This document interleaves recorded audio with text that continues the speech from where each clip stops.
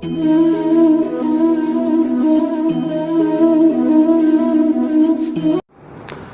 આપણે કોષરસ પટલ શું છે એના વિશે જોયું. મેઇન વસ્તુ આટલી યાદ રાખવાની છે, કોષરસ પટલ લિપિડ અને પ્રોટીનની બનેલી છે, મુખ્યત્વે કાર્બોદિત પણ જોવા મળે.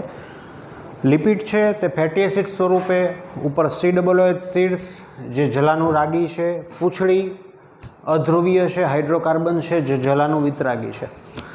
તમને જલાનું રાગી, જલાનું વિતરાગી પદાર્થો કયા છે, શું છે એનો વધુ ખ્યાલ બાયોલોજીની અંદર આપણે ચેપ્ટર નંબર 9 ભણીશું, પ્લસ થોડુંક કેમેસ્ટ્રીના અમુક કન્સેપ્ટ ભણશું એટલે વધુ ખ્યાલ આવશે. આગળ આપણે જોઈએ. આગળનો ટોપિક છે કોષ દિવાલ. હવે પહેલી વસ્તુ કે સામાન્ય રીતે ફૂગ, વનસ્પતિ પ્લસ બેક્ટેરિયાની અંદર આપણને મુખ્યત્વે કોષ દિવાલ જોવા મળે, અને અમુક પ્રોટિસ્ટા અત્યારે તમારા માટે નવું છે, એની અંદર આપણને કોષ દિવાલ જોવા મળે. બરાબર, પૂરું. હવે જે કોષ દિવાલ જે છે, કોષ દિવાલનું કાર્ય શું? તો કે કોષ દિવાલ જે છે તે એક રક્ષણાત્મક આવરણ તરીકે વર્તે. યાંત્રિક નુકસાન સામે, અથવા યાંત્રિક નુકસાન ન થવા દે, રક્ષણાત્મક આવરણ છે. કોષને અન્ય ચેપથી રક્ષણ આપે. આ કોષ દિવાલનું કાર્ય. હવે કોષ દિવાલ જે છે ને તે મુખ્યત્વે કાર્બોદિતની બનેલી હોય. મુખ્યત્વે શબ્દ મિત્રો મેં અહીંયા એપ્લાય કરેલો છે. આ યાદ રાખવાનું છે કે લીલ છે એની કોષ દિવાલમાં સેલ્યુલોઝ, ગેલેક્ટન્સ, મેનોઝ અને કેલ્શિયમ કાર્બોનેટ જોવા મળે. તો સેલ્યુલોઝ, ગેલેક્ટન્સ અને મેનોઝ આ ત્રણેય વસ્તુ કાર્બોદિત છે. હવે કાર્બોદિત શું છે એ જ અત્યારે તમને હજી એટલું બધું ક્લિયર નથી, બરાબર, આપણે ભણીશું. એવી રીતે સેલ્યુલોઝ છે, હેમિસેલ્યુલોઝ છે એન્ડ પેક્ટિન છે, આ ત્રણેય કાર્બોદિત છે. રેડી? ચાલો બીજી વાત. કોષ દિવાલ હોય ને મિત્રો, કોષ દિવાલ છિદ્રિષ્ટ હોય. કેવી હોય? છિદ્રિષ્ટ. આપણે કેમ કોષરસ પટલ એક સળંગ સ્તર છે, પણ કોષ દિવાલ છે ને છિદ્રિષ્ટ હોય. એટલે હું આવો કોષ દોરું ને, સપોઝ કે આ કોષની કોષરસ પટલ છે, તો એની ઉપર કોષ દિવાલ આવી હોય, એનું જે મટીરિયલ્સ છે ને એ આવી રીતનું લાગેલું હોય, એટલે કે વચ્ચે આપણને નાના સૂક્ષ્મ છિદ્ર જોવા મળે, પોરસ છિદ્ર. રેડી? તો આ વસ્તુ થાય કોષ દિવાલ એન્ડ આ થઈ કોષરસ પટલ. હવે બીજી વાત, કોષ દિવાલ છે ને એ કેવી છે? છિદ્રિષ્ટ. રેડી?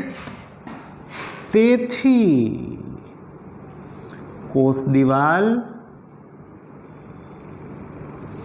એમાંથી બધા જ દ્રવ્યો સરળતાથી પસાર થઈ શકે.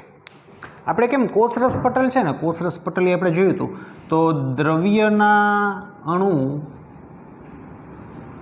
કાં તો પ્રસરણ અથવા તો સક્રિય વહન, નિષ્ક્રિય વહન અથવા તો સક્રિય વહન દ્વારા પસાર થતા. બીજું કે દ્રવ્યના અણુના વહન માટે શું હતા? આયન માર્ગ હતા. એનો મિનિંગ શું થાય? ચોક્કસ અણુ જ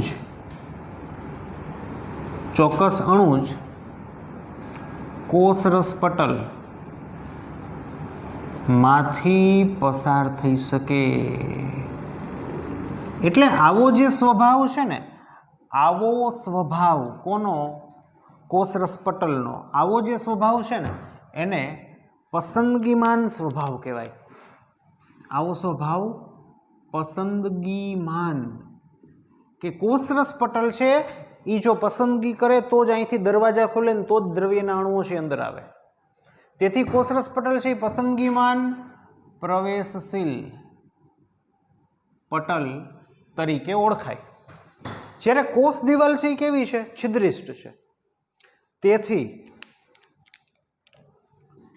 જોજો, કોષ દિવાલ છિદ્રિષ્ટ છે, તેથી કોષ દિવાલમાંથી દ્રવ્યના અણુઓ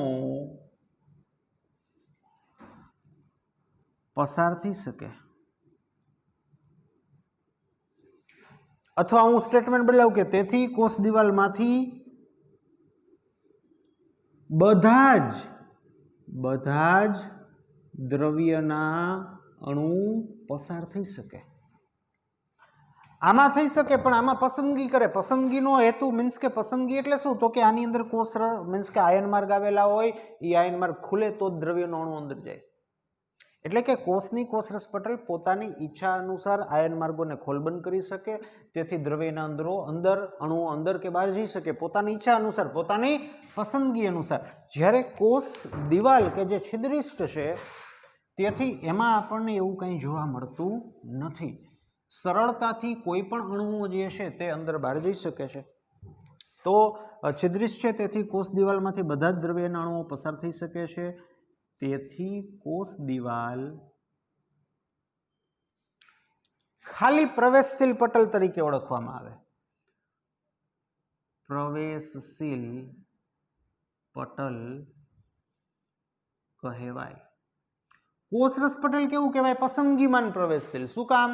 એમાં એની ઈચ્છા મુજબ દરવાજા ખુલબંધ થાય. જ્યારે કોષ દિવાલમાંથી દરેક ઘટકો, જો આની અંદર આ જે છિદ્ર છે એમાં જો આ અણુ આવી શકતો હોય તો જઈ શકે. હા, પછી અમુક બહુ મોટા અણુઓ હોય કે જે આ છિદ્રમાંથી પસાર નથી થઈ શકતા તો ન જઈ શકે. વાર્તા પૂરી. સિમ્પલ વાત છે. ચાલો આપણે આગળ વધીએ કોષ દિવાલમાં. તો કોષ દિવાલ છે મહદઅંશે કાર્બોદિતની બનેલી છે. થોડાક એમાઉન્ટમાં અમુક કિસ્સાઓમાં પ્રોટીન પણ જોવા મળે છે. ચાલો જો, મુખ્ય કાર્ય છે યાંત્રિક રક્ષણ આપવું. પ્રાણી અને વનસ્પતિની વાત કરીએ તો વનસ્પતિની જે કોષ છે એની અંદર કોષ દિવાલ જોવા મળે છે. પ્રાણીના કોષોમાં કોષ દિવાલ જોવા મળતી નથી. રેડી? ચાલો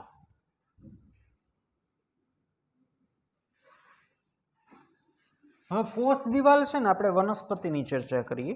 તો વનસ્પતિ કોષ દિવાલ આમ તો 3 પ્રકારની હોય, પણ આપણે ટેક્સ્ટ બુક મુજબ જોઈએ તો આપણને 2 પ્રકાર આપેલા છે. પ્રાથમિક કોષ દિવાલ એન્ડ દ્વિતીયક કોષ દિવાલ. ચાલો સમજીએ. પહેલી વસ્તુ, પ્રાથમિક કોષ દિવાલ, દ્વિતીયક કોષ દિવાલ. પ્રાથમિક કોષ દિવાલ ક્યાં જોવા મળે? તો કે કોષરસ પટલ ની બહારની બાજુએ જોવા મળે. રેડી? ધ્યાન આપજો. એટલે કે આ કોષ છે તો એની બહારની બાજુએ આપણને આ પ્રાથમિક કોષ દિવાલ જોવા મળે.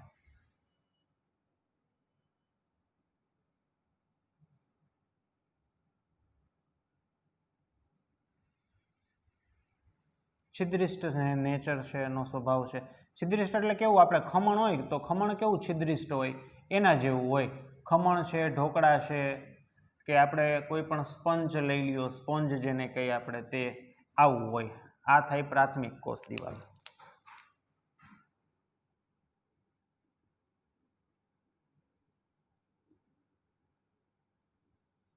આ થઈ કોષરસ પટલ.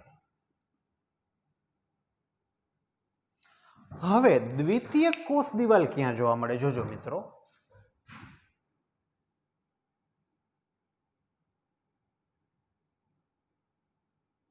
સજ ઘાટું કરી નાખીએ આપણે.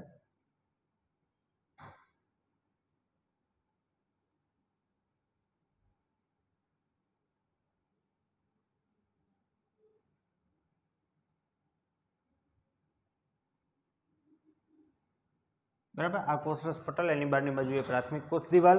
હવે દ્વિતીયક કોષ દિવાલ તો જુઓ, કોષરસ પટલની અંદરની બાજુએ અમુક સમય બાદ નિર્માણ પામે. તો જે દ્વિતીયક કોષ દિવાલ છે ને એ અહીંયા નિર્માણ પામે. જુઓ મિત્રો, આ દ્વિતીયક કોષ દિવાલ જો છે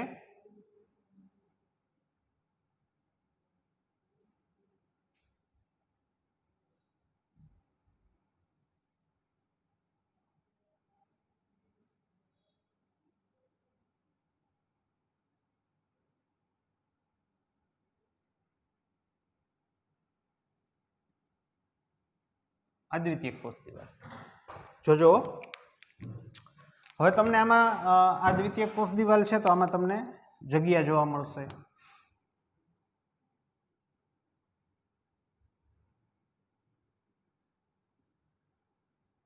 આ શું જોવા મળે છે? જગ્યા.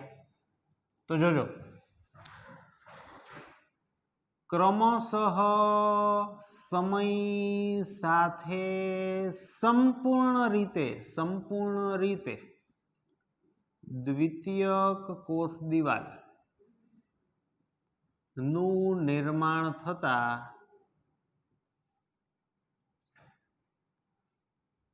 અંદરની બાજુએ સળંગ લેયર નું નિર્માણ થાય.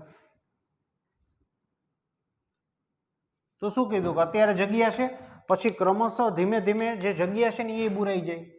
જુઓ, એટલે સળંગ આખું લેયર થઈ ગયું. જુઓ, આ જગ્યા વહી ગઈ, સળંગ આખું લેયર, સળંગ આખા લેયરનું નિર્માણ થાય. ધ્યાન આપજો, આ દ્વિતીયક કોષ દિવાલ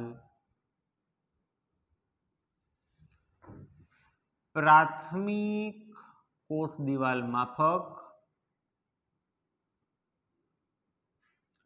છિદ્રિષ્ટ અથવા તો પ્રવેશશીલ હોતી નથી. એટલે કે બહુ જાણવા જેવી વાત છે. એટલે કે દ્વિતીયક કોષ દિવાલ નું સંપૂર્ણ નિર્માણ થતા કોષની અંદર કે બહાર દ્રવ્યના અણુનું વહન શું થાય? બંધ થઈ જાય, સ્ટોપ થાય.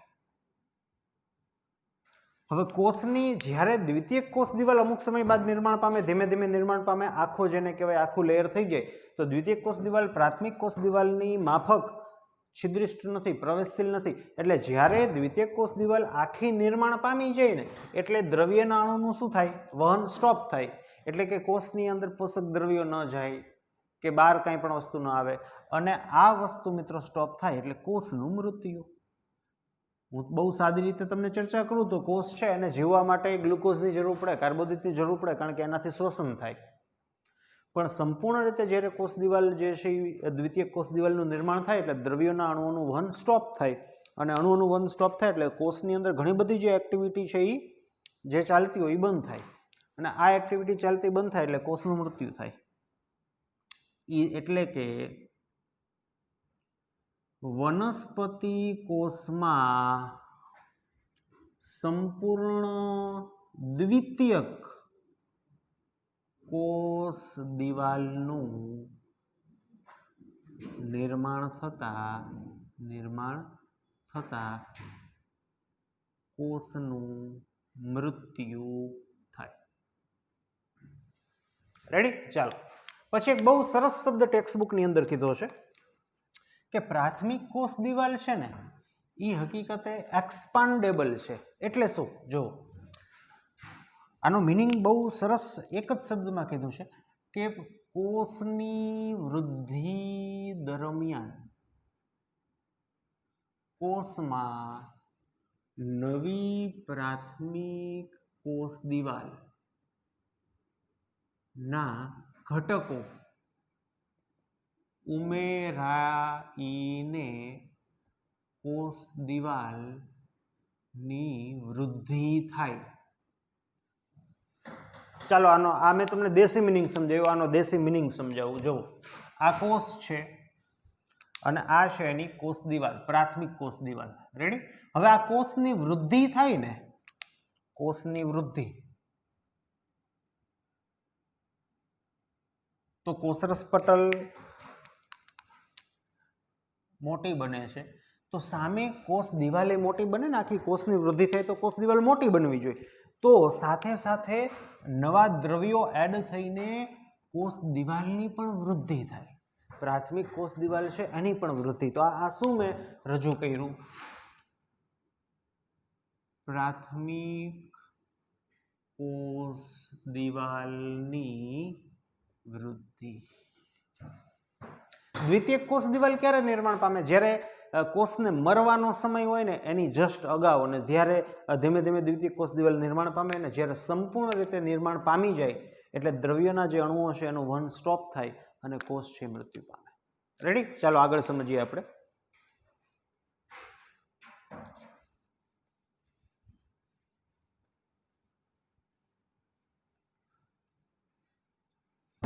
હવે વનસ્પતિ કોષ હોય ને, વનસ્પતિ કોષ, એની અંદર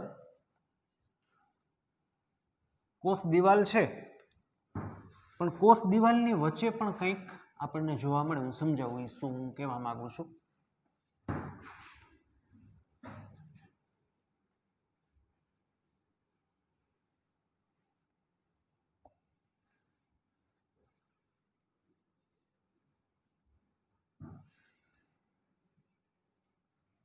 જો વનસ્પતિ કોષમાં આવવું હોય,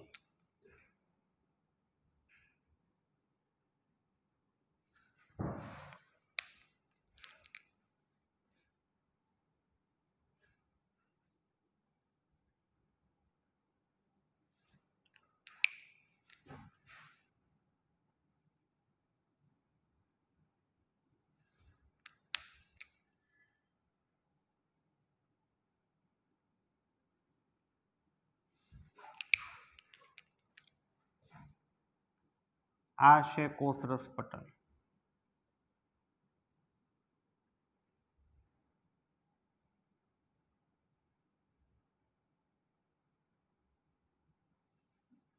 આ છે કોષ દિવાલ.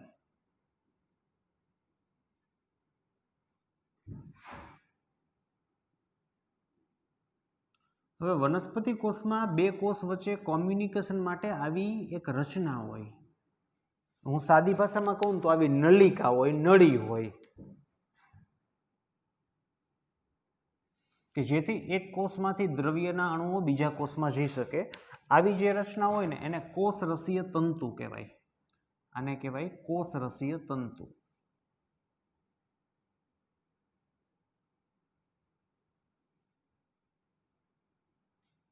બે કોષ વચ્ચે દ્રવ્યના અણુનું વહન કોષરસીય તંતુ દ્વારા થાય.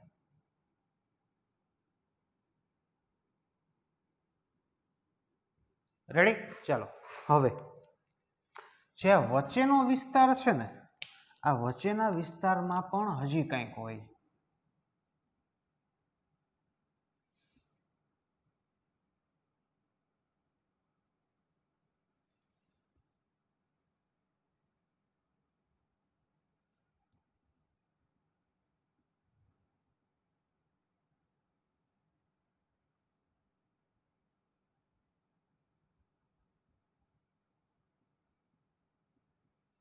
આ જે વચ્ચેનો વિસ્તાર છે ને મિત્રો, એને મધ્ય પટલ કહેવાય. શું કહેવાય? મધ્ય પટલ. આ મધ્ય પટલ જે મેં આ ગ્રીન જે ટપકા દોર્યા એ શું દોર્યું? તો કે મધ્ય પટલ calcium pectate plus magnesium pectate નામઃ રસાયણ ધરાવે છે. એટલે કે જે મધ્ય પટલ છે ને એ કેલ્શિયમ પેક્ટેટ અને અમુક અંશે મેગ્નેશિયમ પેક્ટેટ ધરાવે છે. તો આને કહેવાય મધ્ય પટલ. આ કોષ દિવાલ છે, આ કોષરસ પટલ છે, બંને વનસ્પતિ કોષ છે. આ કોષરસીય તંતુ છે કે જેના થ્રુ એક કોષમાંથી બીજા કોષમાં દ્રવ્યોના અણુઓનું વહન થાય. રેડી? તો આ વાત થઈ કોષ દિવાલ શું છે, અને કોષ દિવાલની અંદર હું તમને એક્ઝામ પોઈન્ટ ઓફ વ્યૂ વાત કરું તો પહેલાં તો આપણને લીલની કોષ દિવાલ શેની બનેલી છે એના ઘટક ખ્યાલ હોવા જોઈએ. પછી વનસ્પતિની કોષ દિવાલ શેની બનેલી છે. બીજું, કોષ દિવાલ છે છિદ્રિષ્ટ છે, એટલે કે તે બધા જ દ્રવ્યના અણુઓ માટે કેવી છે? પ્રવેશશીલ છે. બરાબર. પછી પ્રાથમિક કોષ દિવાલ, દ્વિતીયક કોષ દિવાલ, બહારની બાજુએ પ્રાથમિક કોષ દિવાલ જોવા મળે. દ્વિતીયક કોષ દિવાલ થોડા સમય બાદ કોષરસ પટલની અંદરની બાજુએ સર્જાય. જ્યારે દ્વિતીયક કોષ દિવાલ સંપૂર્ણ રીતે સર્જાય એટલે દ્રવ્યોના અણુઓ છે તેનું કોષમાં વહન સ્ટોપ થાય. એનું વહન સ્ટોપ થાય એટલે જરૂરી દ્રવ્યો કોષને મળે નહીં અને કોષ છે એનું મૃત્યુ થાય. એટલે જ્યારે સંપૂર્ણ રીતે દ્વિતીયક કોષ દિવાલનું નિર્માણ વનસ્પતિ કોષમાં થાય ત્યારે વનસ્પતિ કોષનું મૃત્યુ થાય. બીજું કોષ દિવાલનું કામ છે રક્ષણ આપવું, મીન્સ કે યાંત્રિક રીતે રક્ષણ આપવું, ચેપ સામે રક્ષણ આપવું. બીજું, બે કોષની વચ્ચે એટલે કે કોષ દિવાલની વચ્ચે આપણને મધ્ય પટલ જોવા મળે, જે મુખ્યત્વે કેલ્શિયમ પેક્ટેટનું બનેલું છે, મેગ્નેશિયમ પેક્ટેટનું બનેલું છે. પ્લસ વનસ્પતિની અંદર બે કોષ વચ્ચે આવી રીતે એક નલિકામય રચના હોય છે, નલિકા જેવી રચના હોય છે, જેને કોષરસીય તંતુ કહેવાય, જેના થકી એક કોષ બીજા કોષ સાથે કોમ્યુનિકેશન કરી શકે. તો અહીંયા પણ આવી રીતનું જ હોય. આ બીજો કોષ, આ કોષરસીય તંતુ, અહીંયા મધ્ય પટલ, પછી અહીંયા પણ સેમ ટુ સેમ મધ્ય પટલ. રેડી? તો આ વાત થઈ કોષ દિવાલની. હવે ધીમે ધીમે આપણે આગળ સુકોષ કેન્દ્રીય કોષની અંદર વધવાનું છે. અંગિકાઓ જેને કહેવાય અંતઃકોષ રસજાળ, ગોલ્ગી કાય, લાઇસોઝોમ્સ, કણાભસૂત્ર, હરિતકણ, તારાકેન્દ્ર, આવી બધી જેને કહેવાય રચનાઓ અથવા અંગિકાઓ ભણવાની છે. અને જેને કહેવાય કે આપણે આ બધી વસ્તુને સંયુક્ત રીતે પટલમય તંત્રના ઘટકો તરીકે ઓળખવામાં આવે છે. તો આપણે નેક્સ્ટ સેશનની અંદર એ વસ્તુ શરૂ કરશું. તો એ બધી વસ્તુ શું છે, પટલમય તંત્ર શું છે, એના વિશે માહિતી મેળવશું અને અંતઃકોષ રસજાળ, ગોલ્ગી કાય, લાઇસોઝોમ્સ વિશે આપણે સ્ટાર્ટ કરીશું. તો મળીએ ફરીથી નેક્સ્ટ લેક્ચરમાં.